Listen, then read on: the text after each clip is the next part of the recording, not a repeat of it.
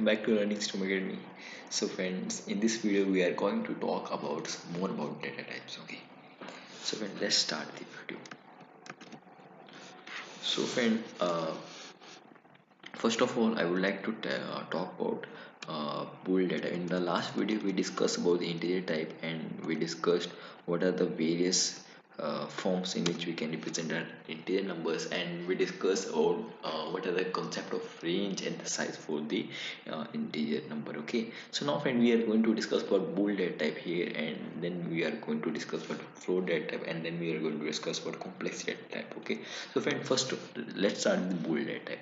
So friend, as you know, bool data type has only two possibilities. One is true, one is false. Okay, so friend, one more thing that I have to tell you: if I'm going to sign any number simply as a true, so my interpreter is going to treat it as a bool data type. Okay, we can check its type by simply using a type function. Okay, we can use a type function and we can pass the name of the identifier in that function, and my interpreter will tell me, okay, the type of the is bool. Okay, so here is bool, not a boolean. Okay, so might be some people confuse with the bool and boolean. So we have bool data type in the Python. Okay, so friend, there one thing that you have to remember regarding the bool data type in Python, friend, bool data type has some corresponding values. Okay, like 1 and 0. Okay, so friend, 1 and 0, so uh, it's it's not only 1 and 0, friend. Our Python interpreter will treat any non-zero value for true and 0 for false. Okay, if we have any non-zero value, friend, so it is going to it is going to uh, treat it as a true, and if we are assigning zero value to it, friend, so my compiler is going to, sorry, interpreter is going to treat it as a false. Okay, so let's see one thing. If I have a, let's see friend, if I have a minus 10, if I have minus 10, okay, and I want to convert it as a bool kind, let's see, let's convert it as a bool. Okay, so let's see what is the value of a. It is false, it is true. Okay, so let's save it and let's compile this program. Let's save it and let's check the value. First of all, I need to check, not I need to, I want to print. Okay, let's print values, friend.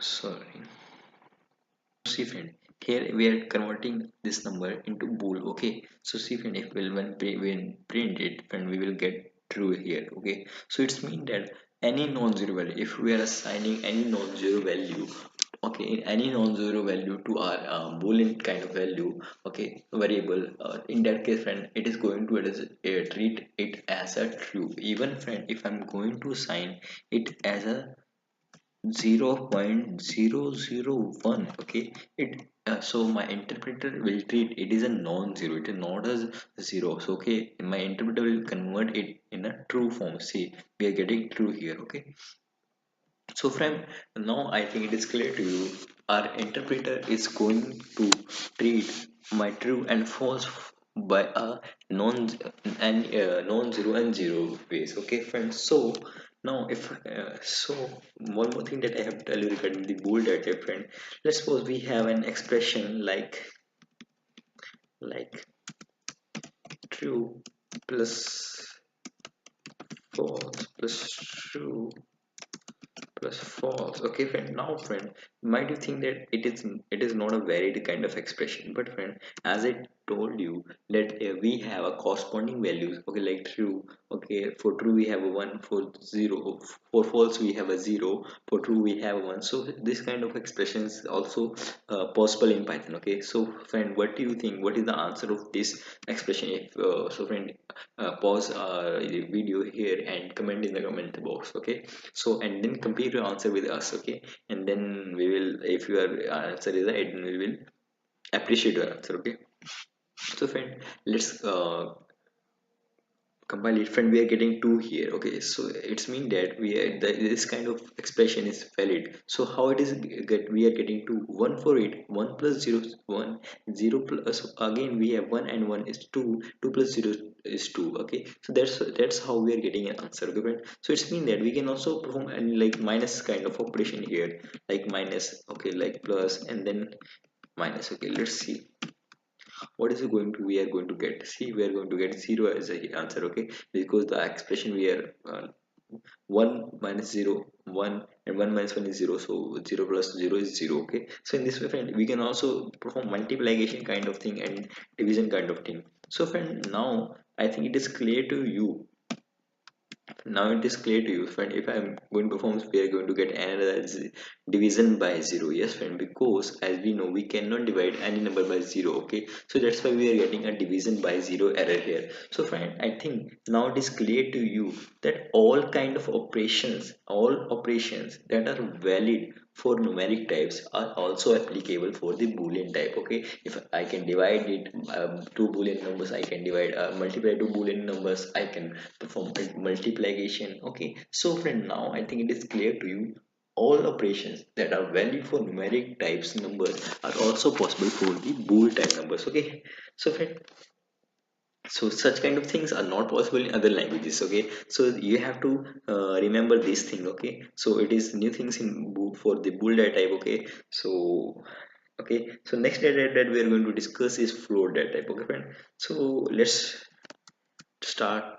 Okay, friend. First of all, friend, whenever I want to represent any decimal number, okay, any decimal number, okay, any fractional number, okay, then friend, we use the float number, okay, and then we use the float kind of data type. Okay, in Python, friend, we have only one data type that supports the float, that supports the fraction numbers. Okay, we have only float data type. We don't have double data type, and we don't have other kind of support for it. Okay, we have only a float data type. Okay, so friend, let's uh,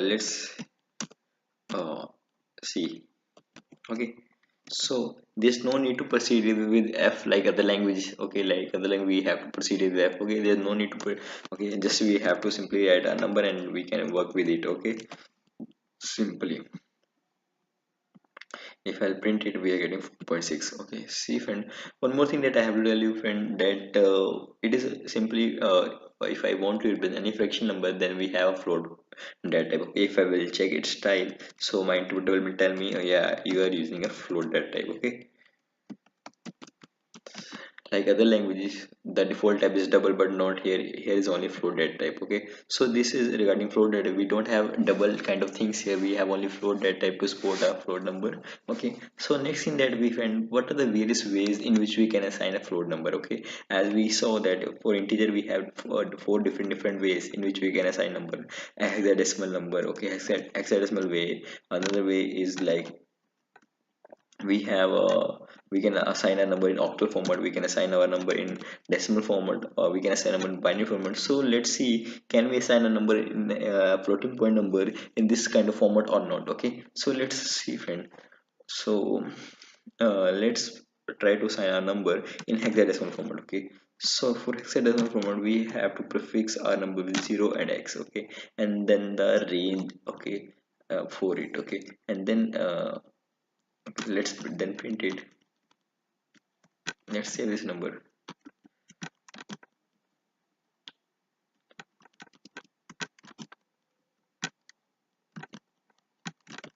So friend, let's see, can we assign a number in octal format? This range is valid. It's 0146. Yeah, this range is valid for octal also. Can we assign a number in yeah, can we assign a number in binary form? Okay, can we assign a number, or can we assign a number in binary form? Let's see, friend. Let's compile this program and let's see what is going to happen. And we are getting invalid syntax error. Okay, for hexadecimal, it's mean that we cannot assign our floating point numbers in the form of hexadecimal. Okay, if I'm going to the so if I want to assign my number in hexadecimal format, friend, then in that case we are going to get an error. Okay, so it's mean that we cannot assign our floating point number in hexadecimal format. Okay, so the next case, friend, we cannot also assign our number in octal format. Okay, we cannot assign our floating point number in octal format. Okay, friend, so remember it. Okay, we cannot assign a floating point number in octal format. And the next case, friend, even we cannot assign a number in binary format. Okay, friend, so you have to remember these things, that these things are only applicable for integer number. Okay, not applicable for the floating point number. The only possible way for to assign a floating point number is simply decimal form. okay. We cannot assign a number in these kind of forms, okay. So you have to remember this point, friend, okay. So the next thing that when we can assign a number, a floating point number, in one more way, that is exponential way, okay. We can assign our floating point number in exponential way, okay. So when we have very large number, friend, then we can assign our number in exponential way. See, friend, it is very simple, okay. uh, it is very simple to store and assign a very big numbers in a very short form way. So this is the exponential form. See, when we are able to represent very large numbers in a very small way, okay. So the exponential form have two parts. One is mantissa and the exponent, okay. So here 56 is mantissa and 100 is the exponent, okay. So we can represent a very large number also with the exponential form, okay, in the floating point form, okay. So friend, the another way in which we can assign floating point number is so exponential form. So now it is clear. I think there's only two valid form in which we can assign floating point number. One is decimal form and another is exponential form, okay. And the other forms are not applicable for it, okay. And in Python there's no kind of double kind of data type like other languages, okay. So it is all about friend float data type, okay. So let's give some glimpse to our complex data type, okay. So friend, first of all, the persons who are belongs to mathematics, I think they have some knowledge regarding the complex data type, okay friend. So complex data type, friend, are normally have two parts, okay. One is real part, another imaginary part, okay friend. So friend, real part and actually friend, the complex data type have this kind of format a and plus bj, okay friend. So this is kind of complex format, okay. So when there are two parts normally, a is real, first part is known as real part, another part is known as imaginary part, okay friend. So let's see how we can simply, let's suppose we have a number, okay. So friend, this is our complex number, okay. If I want to print it, I can simply print it, okay. If I want to check each time, simply I can pass this number in the type function, okay. See here we are checking, okay friend. One more thing that I have to tell you regarding this, friend, how we can individually, friend, print its real part and we can individually print its imaginary part, okay friend. For this we have two constants, one is real, and for imaginary, friend, we have another constant that is imag, okay. So let's say this program and let's run this. Friends, see, we can individually print the real part and imaginary part by these two constants. One is real and another is imaginary. I am age. Okay, friend. So, friend, one more thing that we always have to take care. One thing that the number should always be suffixed with the j. Okay, j. If we proceed suffix with the capital J's, then friend, it is possible, okay. In that case, when they which Python provide us a liberty, but friend, if we use any other letter, okay, let p, okay, let p, in that case, friend, we are going to get invalid syntax error, okay. If we are going to use any other letter like m, okay, friend, in that case, friend, we are going to get an error. See, we are getting error here, okay, invalid syntax. If, friend, let's see, we are going to use l, okay. So might you think that it will not throw error, but friend, it is still going through an error, okay. So the only valid letter for the complex number is j, okay. We always have to suffix our number with j, okay friend. So you have to remember it, okay. Always a complex number should be suffixed with j, okay. So friend, can we put any other sign like minus here? Let's see what is going to here. And yes, we can put any other sign here, okay. Can we put our multiply here, okay. Let's see. Yes, okay friend. So now I think it is clear to you. We can use such kind of we can use different kind of we can use different kind of uh, operators also. You can also use different kind of operators also, okay. But the valid form for the number is what we have to always, friend, and we have to always we always want two parts of a number. One is real part, other is imaginary part. Okay, and the imaginary part always fixed with j. Okay, j can be smaller and j can be capital. Okay, so you have to keep in mind these points. Okay, so the next thing that we are going to discuss regarding a complex data type, friend, can we assign a number in different format or not? Okay, so let's see, friend.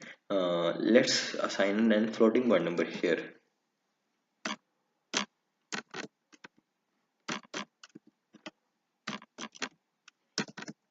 Floating point number. Okay, so let's save this program, and should we use plus so it will be easy to wanna. So let's save this program and compile it. See, friend, yes, we can also assign a number in which form we can also assign a number, friend, in in in yes, friend, we can also assign a number in a floating point form. Okay, so friend, this is a way in which we can also assign. It means that not only integer form, we can also assign a number in floating form. Okay, friend, so if I we can the can we use different ways to represent our integer number? Okay, let's see, can we use different forms to represent our integer number? We have a I'm trying to assign our integer number in which form? In a binary form. Okay, so let's save this program and let's compile this. Yes, friend, it is also valid. We can also assign our integer number in any other form. Okay, so let's see, can we assign our imaginary part in another form?